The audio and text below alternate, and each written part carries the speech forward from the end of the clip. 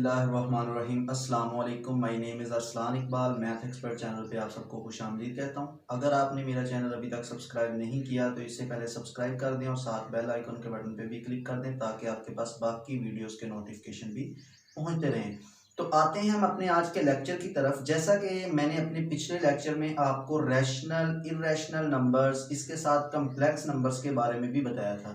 तो आज उन्हीं से रिलेटेड हम कुछ एमसीक्यूज करते हैं। तो उन एमसीक्यूज के साथ साथ मैं आपको कुछ टॉपिक भी क्लियर करवाऊंगा जिनसे रिलेटेड आप एमसीक्यूज खुद भी इजीली कर सकते हैं और मैं भी आपको यहाँ पे ज्यादा से ज्यादा एमसीक्यूज करवाने की कोशिश करूंगा। तो फर्स्ट एमसीक्यूज है कि union of rational and irrational numbers the set of, यानी कि आपके पास रैशनल नंबर और इर्रेशनल नंबर्स का अगर हम यूनियन करें तो कौन सा सेट बनता है। मैंने आपको ये बताया था रैशनल नंबर में कि आप पिछला लेक्चर भी देख सकते हैं, मैं डिस्क्रिप्शन में उसका लिंक दे दूंगा। मैंने उसमें यह बताया था कि रैशनल नंबर्स हमारे पास ऐसे नंबर्स होते हैं जिनको हम p बाई क्यू की फॉर्म में लिख सकते हैं और इर्रेशनल नंबर्स हमारे पास ऐसे नंबर्स होते हैं जिनको हम p बाई क्यू की फॉर्म में नहीं लिख सकते।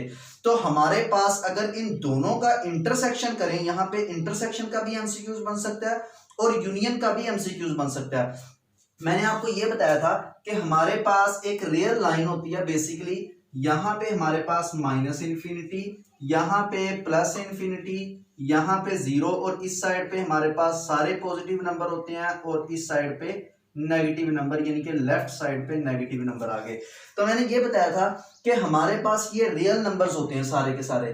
तो 1 और 2 के दरमियान भी इनफाइनाइट नंबर्स एग्जिस्ट करते हैं। अब वो इनफाइनाइट नंबर्स में रैशनल भी होंगे और इर्रेशनल भी होंगे, यानी कि यहाँ पे इस लाइन के ऊपर आपके पास रैशनल नंबर भी होते हैं और इर्रेशनल नंबर भी होते हैं। अगर हम इन दोनों का यूनियन करेंगे तो आपके पास ये कंप्लीट लाइन बन जाती है, यानी कि ये आपके पास रियल नंबर्स आ जाते हैं, सारे के सारे सेट ऑफ रियल नंबर आ जाता है। तो यहाँ पे अगर हम एमसीक्यूज में देखते हैं तो फर्स्ट नंबर पे लिखा हुआ है होल नंबर। होल नंबर में तो हमारे पास होते हैं 0 1 2 3 4 5, ये हमारे पास नंबर्स होते हैं। इसमें तो हमारे पास ये रैशनल तो होंगे लेकिन हमारे पास ये इर्रेशनल नंबर नहीं होते। उसके बाद सेट ऑफ इंटीजर की बात करते हैं, इसमें भी रैशनल होते हैं लेकिन इसमें भी हमारे पास इर्रेशनल नंबर नहीं होते। उसके बाद सेट ऑफ रियल नंबर्स इसका सही आंसर होगा। याद रखना, जब आप एमसीक्यूज को अटेम्प्ट कर रहे होंगे आपको उसका आंसर की समझ नहीं आ रही होगी तो आप उसके सारे एमसीक्यूज जो हैं उनको अच्छी तरह देखें, उनकी बाय डेफिनेशन उनको देखने, उनको सॉल्व करने की कोशिश करें। जैसे सबसे पहले होल नंबर मैंने देखा, तो होल नंबर में देखें हमारे पास होल नंबर में कौन से एलिमेंट्स आते हैं, कौन से नंबर्स होते हैं, 0 1 2 3 4, ये सारे के सारे रैशनल है। इर्रेशनल तो है ही नहीं इसमें कोई भी। तो जब हम रैशनल और इर्रेशनल का यूनियन करेंगे तो उसमें तो रैशनल भी आता है और इर्रेशनल भी आता है, लेकिन इसमें तो सारे के सारे रैशनल होते हैं, इर्रेशनल तो आ ही नहीं रहा, इसका मतलब होल नंबर नहीं होगा। इसी तरह इंटीजर्स होते हैं, इसमें भी रैशनल होते हैं, इर्रेशनल नहीं होते, ये भी नहीं होगा। इसी तरह नेचुरल नंबर, इसमें भी हमारे पास रैशनल होते हैं, इर्रेशनल नहीं होते, तो हमारे पास ये भी नहीं होगा। तो सिर्फ एक रियल नंबर का सेट बनता है जो हमारे पास रैशनल और इर्रेशनल के यूनियन के इक्वल आता है। अब बात करते हैं जी इंटरसेक्शन की। देखिए rational numbers p by Q की फॉर्म में लिखे जाते हैं, irrational number p by Q की फॉर्म में नहीं लिखे जाते। तो दोनों का जब आप इंटरसेक्शन करेंगे, q यूनियन q प्राइम, ये आपके पास r के इक्वल होता है, q इंटरसेक्शन q प्राइम ये आपके पास नल सेट के इक्वल होता है। इसको इस तरह भी लिख सकते हैं और इस तरह भी लिख सकते हैं। और याद रखना, इसको हम कभी भी इस तरह नहीं लिख सकते, ये हमारे पास सिंगलटन सेट होता है, इसमें एक एलिमेंट आ रहा है जो कि नल सेट फाई दिया हुआ है, तो हमेशा इसे हम इस तरह ही लिखेंगे। तो इसका इंटरसेक्शन हमारे पास हमेशा नल सेट होता है या फाई होता है। इसके बाद हम सेकेंड नंबर एमसीक्यूज की बात करते हैं। वो कहता है if n is prime then n square root is. अब बात आती है सबसे पहले कि हमारे पास प्राइम नंबर्स कौन से होते हैं। तो मैंने प्राइम नंबर्स के रिलेटेड भी आपको बताया था कि ऐसे नंबर्स जो 1 पे डिवाइड हों और इटसेल्फ यानी कि खुद के ऊपर भी डिवाइड हों उनको हम प्राइम नंबर कहते हैं। अब प्राइम नंबर्स में कौन कौन से नंबर आते हैं, 2 3 5 7 11 13 17 सो ऑन। ये हमारे पास प्राइम नंबर हैं जो कि 1 पे भी डिवाइड हो रहे हैं और खुद पे भी डिवाइड हो रहे हैं। अब यहाँ पे 1 इसमें शामिल नहीं होता। 1 जो होता है ये हमारे पास प्राइम नंबर में बिलोंग नहीं करता। क्यों नहीं करता? देखें, दो कंडीशन होती हैं, एक खुद पे डिवाइड होना चाहिए, एक 1 पे डिवाइड होना चाहिए। लेकिन ये तो एक ही कंडीशन फुलफिल करता है, या खुद पे डिवाइड हो रहा है या 1 पे, दोनों एक ही चीज है। तो 1 कभी भी प्राइम नंबर में शामिल नहीं होता। तो यहां हम आते हैं अपने इस एमसीक्यूज की तरफ। वो कहता है if n is prime then n square root is, कि हमारे पास अगर प्राइम नंबर हो n और उसका स्क्वायर रूट लिया जाए तो वो कौन सा सेट होगा? सेट ऑफ नेचुरल नंबर से बिलोंग करेगा, रैशनल से, इररेशनल से, ये सेट ऑफ इंटीजर से बिलोंग करेगा। तो मैंने आपको ये बताया था कि जितने भी स्क्वायर रूट वाले नंबर्स होते हैं वो हमारे पास इररेशनल होते हैं, बट एक कंडीशन ये बताई थी कि स्क्वायर रूट के अंदर जो नंबर होगा वो हमारे पास प्राइम नंबर होना चाहिए। जैसे कि देखें, हमारे पास यहाँ पे 4 प्राइम नंबर नहीं है। अगर मैं 4 को स्क्वायर रूट के अंदर लिखता हूं तो हमारे पास ये जो नंबर, इसका आंसर रहेगा वो आएगा 2, जो कि एक रैशनल नंबर है। तो हम कहेंगे कि जो अंदर स्क्वायर रूट के वैल्यू होनी चाहिए वो हमारे पास प्राइम नंबर होना चाहिए, तब हम उसको इररेशनल कहेंगे। आप इसमें से किसी भी नंबर्स को स्क्वायर रूट के अंदर रखें, उसका स्क्वायर रूट लें, उसको सॉल्व करें। जैसे मैंने आपको 2-3 कंडीशन बताई थी कि डेसिमल प्लेस अगर पूरा पूरा डिवाइड हो जाता है वो भी आपके पास रैशनल होता है, या रिपीटिंग एलिमेंट्स आते हैं वो भी आपके पास रैशनल होता है। मैंने आपको इररेशनल की सिर्फ एक कंडीशन बताई थी कि हमारे पास जो डेसिमल प्लेस में ना तो वो स्टॉप हो यानी कि पूरा पूरा डिवाइड हो, ना ही उसमें एलिमेंट्स रिपीट हो रहे हों, तो उसको हम इररेशनल नंबर बोलते हैं। ये मैंने अपने पिछले लेक्चर में आपको समझाया था। तो अब हम यहाँ पे अगर हम बात करते हैं तो 11 का अगर हम स्क्वायर रूट लें तो ये हमारे पास डेसिमल प्लेस में ना तो स्टॉप पूरा पूरा डिवाइड यानी कि इसका आंसर आ रहा है, और ना ही इसमें एलिमेंट्स नंबर्स रिपीट हो रहे हैं। तो हमारे पास इन सब के जो स्क्वायर रूट होंगे वो इररेशनल नंबर होंगे। याद रखना, अगर n आपके पास प्राइम नंबर है और n का आप स्क्वायर रूट लें तो वो आपके पास हमेशा इररेशनल नंबर होगा, जो कि p/q की फॉर्म में नहीं लिखा जाता। उसके बाद बात आती है जी थर्ड एमसीक्यूज की। बहुत इंपॉर्टेंट एमसीक्यूज है, इससे रिलेटेड आपके पास काफी सारे एमसीक्यूज बन सकते हैं। अब यहां पे वो ये कहता है if x + 4 = 0 its solution in the set of natural number. वो कहता है क्या इसका जो सोल्यूशन है वो आपके पास सेट ऑफ नेचुरल नंबर से बिलोंग करता है? अगर करता है तो कौन सा होगा? यहां पे बात वही है, डेफिनेशन को यूज किया हुआ है और बिल्कुल टेक्निकल करके ये एमसीक्यूज आपसे पूछा गया है। वो कहता है इफ x + 4 = 0, पहले नंबर पे इस इक्वेशन का हमें सोल्यूशन फाइंड करना है। अब वो कहता है इसका जो सोल्यूशन है नेचुरल नंबर में से कौन सा सोल्यूशन होगा जो यहां पे इस इक्वेशन को सेटिस्फाई करेगा। अब इस इक्वेशन को कैसे सेटिस्फाई करना है, देखिए उसने लिखा है x + 4 = 0। हमें यहां पे नजर आ रहा है कि अगर हम x की जगह पे -4 पुट कर दें तो हमारे पास इसका सोल्यूशन एग्जिस्ट यानी कि ये इक्वेशन को सेटिस्फाई कर देता है। जैसे कि -4 + 4 = 0, तो 0 = 0, तो x किसके इक्वल आ गया? -4 के इक्वल आ गया। अब बच्चे यहाँ पे क्या करते हैं जी, एमसीक्यूज में -4 दिया हुआ है वो इसको सर्कल कर देते हैं या इसको टिक कर देते हैं, लेकिन ये इसका आंसर नहीं है। क्यों नहीं है? उसने ये कहा कि its solution in the set of natural number, यानी कि आपने नेचुरल नंबर में से बताना है इसका कौन सा सोल्यूशन है। तो क्या -4 सोल्यूशन इसका एक ही आ रहा है जो कि -4 है, जिसके ऊपर ये इक्वेशन सेटिस्फाई हो रही है।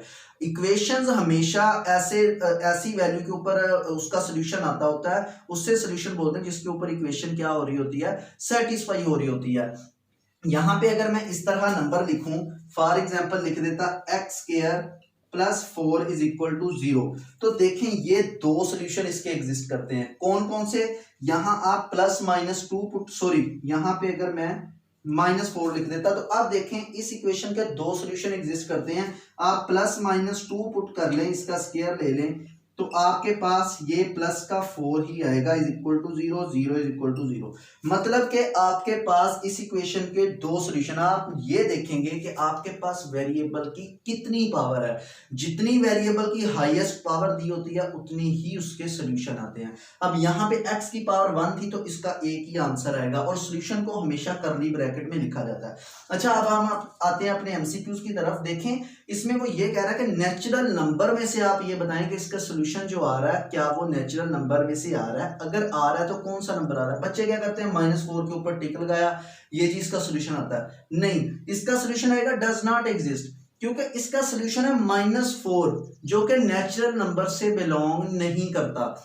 उसने तो पूछा हुआ है कि नेचुरल नंबर में से सॉल्यूशन बताएं, तो नेचुरल नंबर में से तो ये आ ही नहीं रहा, तो हम कैसे कहेंगे कि ये हमारे पास -4 इसका आंसर है। इस तरह के आपसे वो डिफरेंट क्वेश्चन पूछ लेता है, डिफरेंट मेथड। जैसे कि मैं यहाँ पे एक और लिख देता हूं कि यहाँ पे बात कर लेते हैं एक और सॉल्यूशन की। वो लिखता है 3x इज इक्वल टू 5। वो कहता है कि आप ये बताएं, या इसे सिंपल इस तरह लिख लें, आपके पास ज्यादा आसानी हो जाएगी। 3x is equal to 1। वो कहता है जो इसका सॉल्यूशन आता है, यानी कि इसका जो सॉल्यूशन एग्जिस्ट करता है, वो आपके पास कौन से सेट से बिलोंग करता है, कौन से नंबर से बिलोंग करता है। इस तरह के डिफरेंट एमसीक्यूज बन सकते हैं। देखें, आप यहां से x की वैल्यू निकाल लें, वो आ रही है 1/3, और 1/3 का आपके पास आंसर आएगा 0.33333 सो ऑन। अब देखें, ये आपके पास डेसिमल प्लेस, हमारे पास इनफाइनाइट टर्म्स हैं, इनफाइनाइट नंबर्स आ रहे हैं। तो हमारे पास देखें, ये जो इनफाइनाइट नंबर्स हैं, ये डेसिमल प्लेस हमारे पास सेम आ रही है, एक ही सीक्वेंस के साथ चलती जा रही है। इसमें एलिमेंट्स बार बार रिपीट हो रहे हैं, और मैंने ऐसे एलिमेंट्स, ऐसे नंबर्स जो थे वो बताए थे कि वो हमारे पास सेट ऑफ रैशनल नंबर से बिलोंग करते हैं। तो जब ये सेट ऑफ रैशनल नंबर से बिलोंग कर गए, तो मतलब कि जो इसका सॉल्यूशन आएगा वो हमारे पास सेट ऑफ रैशनल नंबर से बिलोंग कर जाएगा। इस तरह आप और भी एमसीक्यूज बना सकते हैं कि उसका सॉल्यूशन हमारे पास किस सेट से बिलोंग करेगा। वो इस तरह डिफरेंट एमसीक्यूज आपसे पूछ सकता है। एक दफा जब आप एमसीक्यूज अटेम्प्ट कर रहे हो तो चारों एमसीक्यूज को देखना चाहिए, क्या उनमें कोई और आंसर तो नहीं आ रहा। तो बाज़ औक़ात इस तरह होता है कि 2 आंसर होते हैं, और फिर आगे उसने बताया बच्चे जल्दी जल्दी में जो सही आंसर पहले पे टिक कर देते हैं, आगे वाले देखते ही नहीं है। तो अब यहाँ पे हम बात करते हैं कि वो कहता है 4 एमसीक्यूज डिस्कस करते हैं। वो कहता है सम ऑफ 2 रैशनल नंबर्स, कि आपके पास 2 रैशनल नंबर्स का सम कौन सा आता है। तो याद रखना, 2 रैशनल नंबर्स का सम हमेशा रैशनल नंबर आता है। 2 आपके पास इररेशनल नंबर का सम हमेशा आपके पास इररेशनल ही आता है। लेकिन याद रखना, एक कंडीशन है जिसके ऊपर वो आपके पास 2 इररेशनल नंबर्स का जो सम होता है वो आपके पास क्या आ जाता है कि इररेशनल तो नहीं आता, आपके पास वो रैशनल बन जाता है। कि उसकी वो कंडीशन कौन सी होती है, वो कंडीशन ये होती है कि वो दोनों इररेशनल नंबर आपके पास क्या होने चाहिए, सेल्फ ऑर्थोगोनल नहीं होने, सॉरी सेल्फ ऑर्थोगोनल की बात कर दी यहाँ पे, कि आपके पास वो एक दूसरे के कॉन्जुगेट नहीं होने चाहिए। जैसा कि देखें, अब यहाँ पे आप याद रखना कि एक रैशनल, इससे पहले एक आपको और बात बताता जाऊं, एक रैशनल और एक इररेशनल नंबर। जैसा कि देखें, मैं रैशनल नंबर लेता हूं 2 प्लस एक इररेशनल नंबर ले लेता हूं जो कि है 3.14, पाई की वैल्यू यहां पे ले लेते हैं।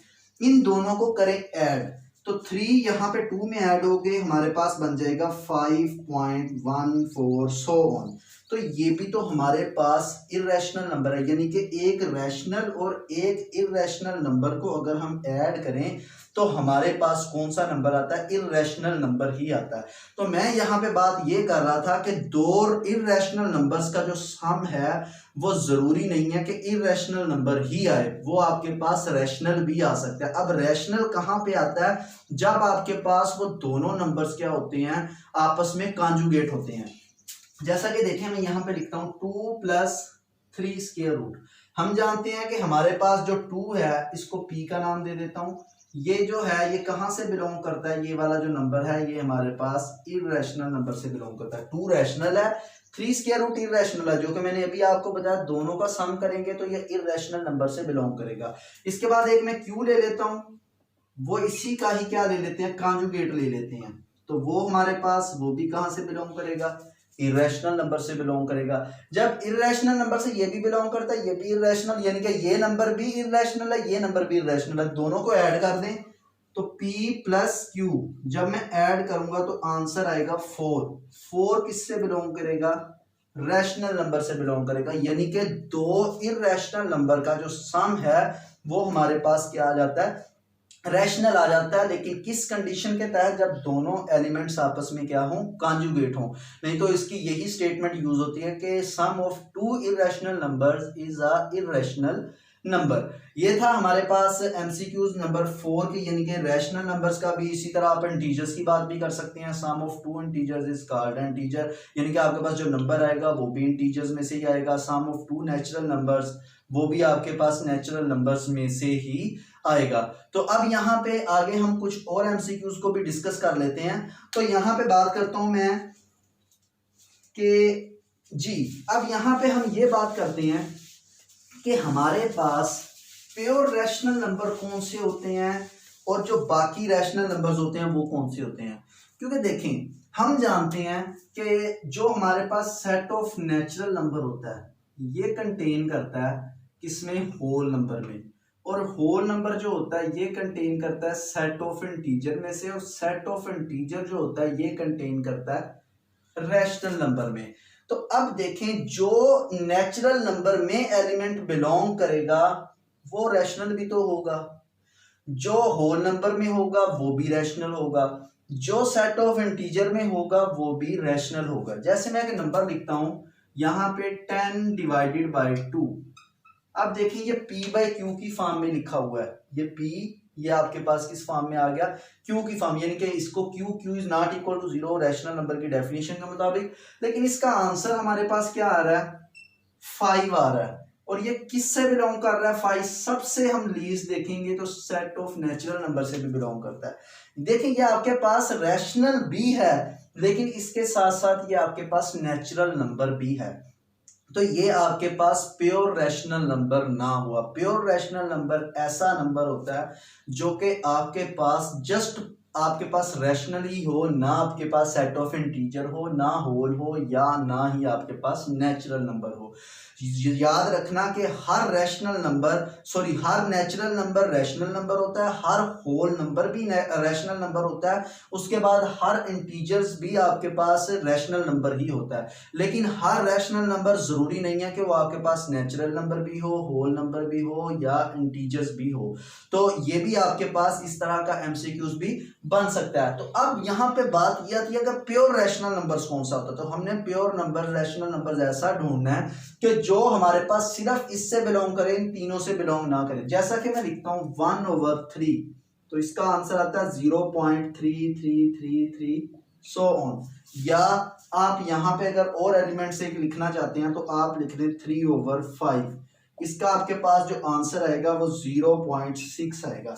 तो ये भी आपके पास रैशनल है, ये भी आपके पास रैशनल है, बट ना ये इंटीजर है ना ये इंटीजर है, ये भी होल नंबर नहीं है, ये भी होल नंबर नहीं है, और ये आपके पास नेचुरल भी नहीं है, ये भी आपके पास नेचुरल नहीं है। तो ये आपके पास प्योर रैशनल नंबर हुए, और ये जो था आपके पास ये प्योर रैशनल नंबर नहीं है। इस तरह के आपके पास एमसीक्यूज भी पेपर में आ सकते हैं। और इसके बाद हम और एमसीक्यूज को डिस्कस करते हैं। तो यहाँ पे एक और एमसीक्यूज को मैं यहाँ पे लिखता हूँ कि कुछ कंडीशन है जिसके तहत वो आपको पेपर में पूछ सकता है। वो कहता है कि सोल्यूशन ऑफ द इक्वेशन, यहाँ पे मैं लिखता हूँ solution of the equation x plus P is equal to Q, आगे वो लिखता है बिलोंग्स टू n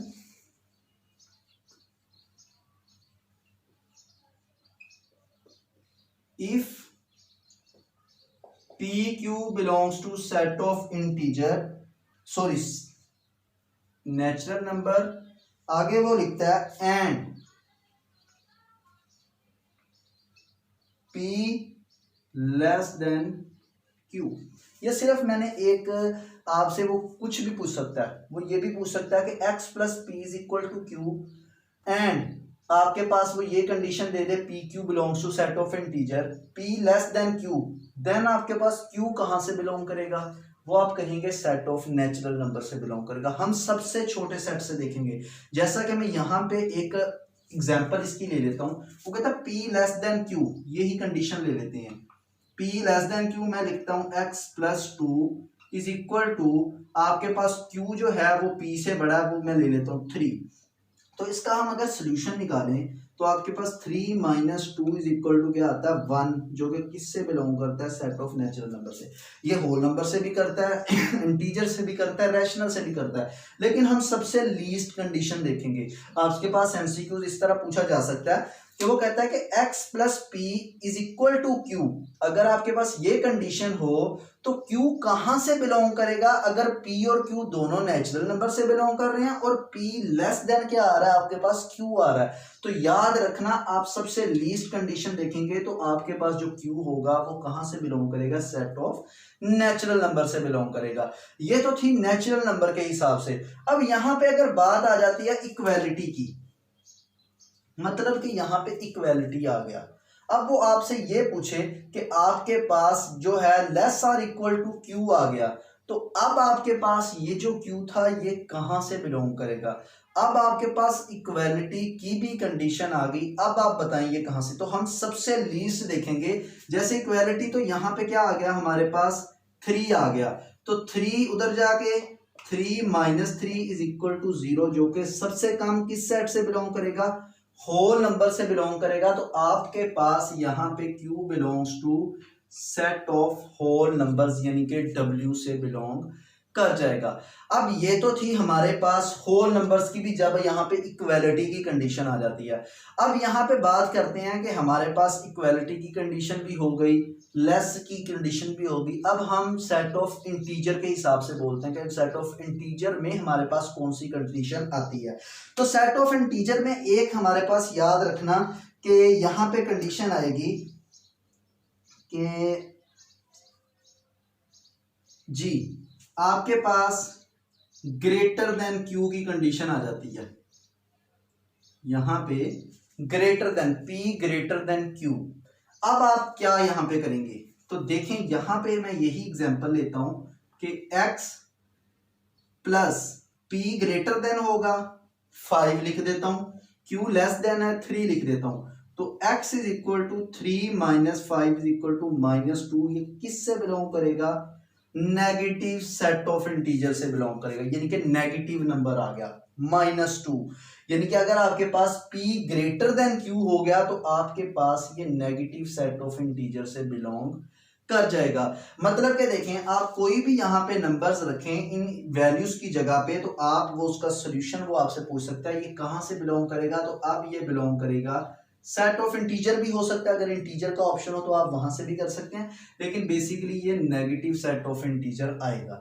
उसके बाद बात आती है कि हमारे पास पॉजिटिव सेट ऑफ इंटीजर किस तरह आ सकता है। तो पॉजिटिव सेट ऑफ इंटीजर के लिए एक तो यहाँ पे आपके पास क्या आएगा, माइनस आएगा।